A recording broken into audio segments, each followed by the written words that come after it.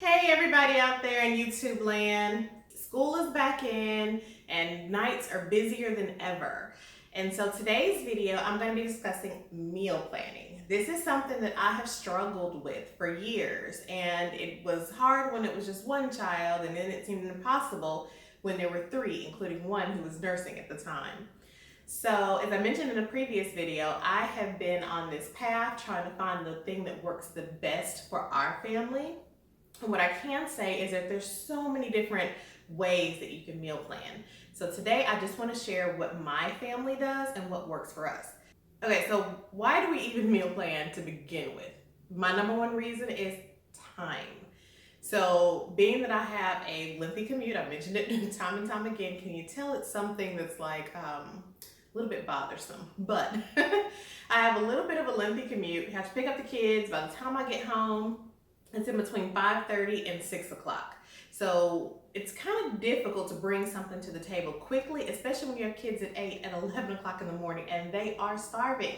They may have had a snack in the afternoon, true, but it's a snack, it's not a meal. So meal planning helps save me time. On those days when I don't meal plan, I come in, I open up the fridge, and I'm like, okay, what do we have that I can cook tonight? I don't know. Oh no, order a pizza. Okay, number two reason why we meal plan, to save money. So on those days when I don't meal plan, there's the impulse purchases of going out to eat, which can add up, especially if you have a family of five.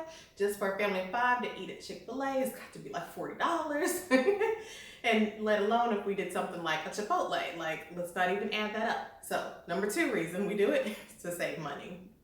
But then also, the healthier choices. So it never fails that when I have to grab something the spur of the moment, it's going to be something that I would not want to necessarily feed my kids ongoing because it's not the healthiest of choices. So we meal plan. And what I've been doing most recently is a 3-step meal plan process plus a bonus step. So let's take a look at it. So the first thing is to decide what you're going to eat. And I know that can be like the hardest part of it all. For me it is, because I'm indecisive. The more choices you give me, the more difficult it is for me to make it. So what I do is I have my planner, and in my planner I have a list of meals that I frequently cook. Not too many, but there's a selection in there. And I've separated them out into things that are like can be frozen to have extra for later, things that make for good leftovers. I have a list for things that I can cook in under 30 minutes. So if I need to get some ideas, I can go to that list and know that these are the things that I like to cook, these are the things that my family likes to eat, and I can pick from that list. Another thing that I do is I have a recipe book. Yes, like an old-fashioned binder, like not digital. An old-fashioned binder. Matter of fact, I can show it to you. Hold on.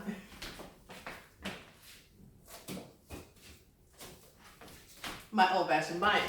And in my binder, for the recipes that I cook most often that I don't necessarily remember the exact ingredients on, I put them in like the sheet protector here. I print off the picture of them.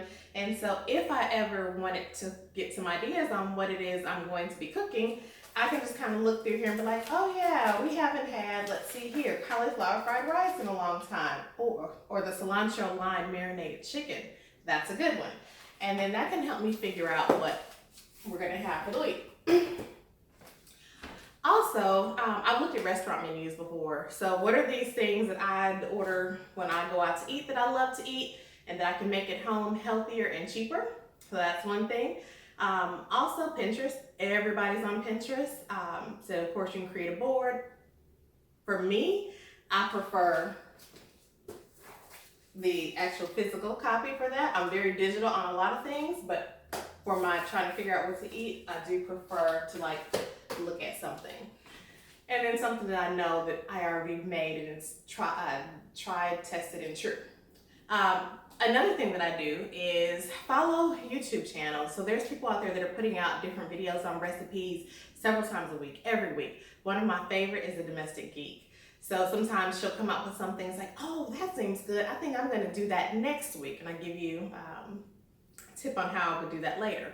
But then also, what if you're trying to save money? So just not coming up with things for the sake of coming up with things that you like, but you also want to be more financially conscious. So sales ads.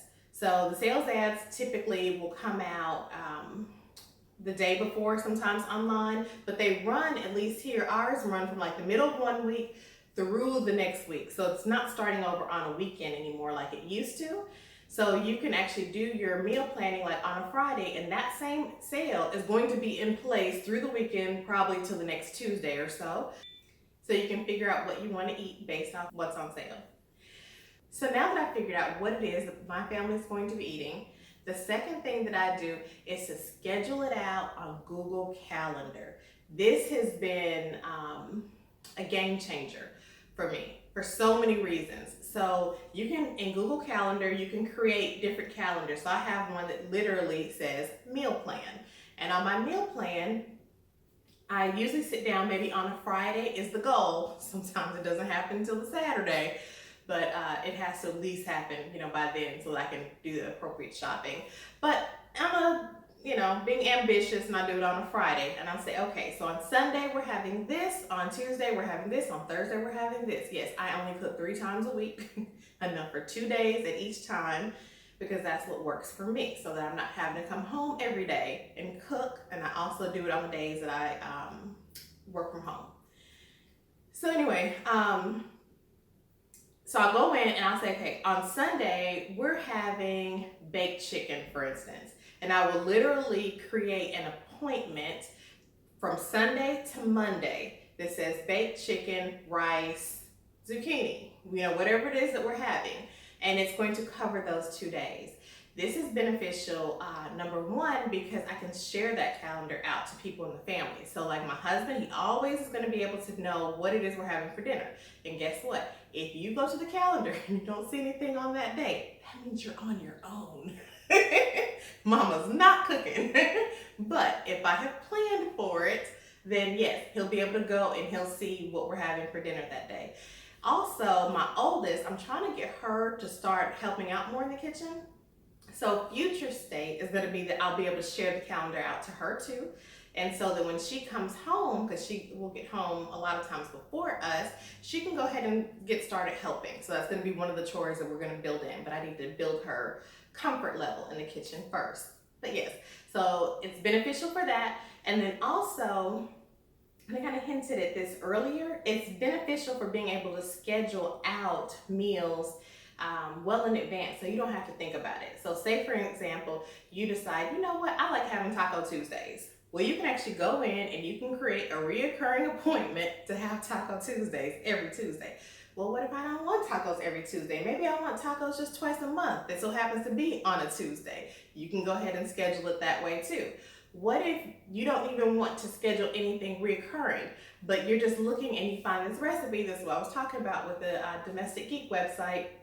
You find a website that you want to try, and you're like, I've already planned out for my next week. There's nothing that's stopping you from just going ahead and creating an appointment for the following week that's going to be for you to try the new chicken nachos recipe, whatever it is. So you can go ahead and schedule that out. And then what you're gonna find when you get to that week is it's gonna feel so much easier because there's already one meal down. And if you don't cook every day like me, then like that may be 33% of your meal plan done. Perfect. Okay, so scheduled on Google Calendar, number 2. The last part of it, number 3, is to actually grocery shop.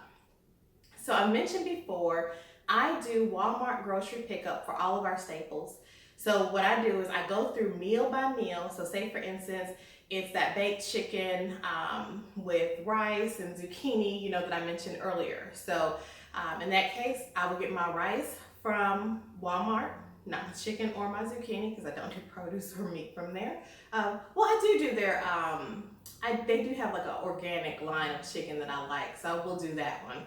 But for the most part, staples only. So, okay, so I may need some butter for that. I may need rice for that. So I just go into the app and I type it, and I can either schedule it to pick it up that day, the next day, a future date. So I can do this well out in advance. I can even reorder the same order if we just so happen to be needing the same things every week. So I like that. So that's part of my grocery shopping. And then for anything like the meat and produce, I go ahead and put it on. We use Wunderlist.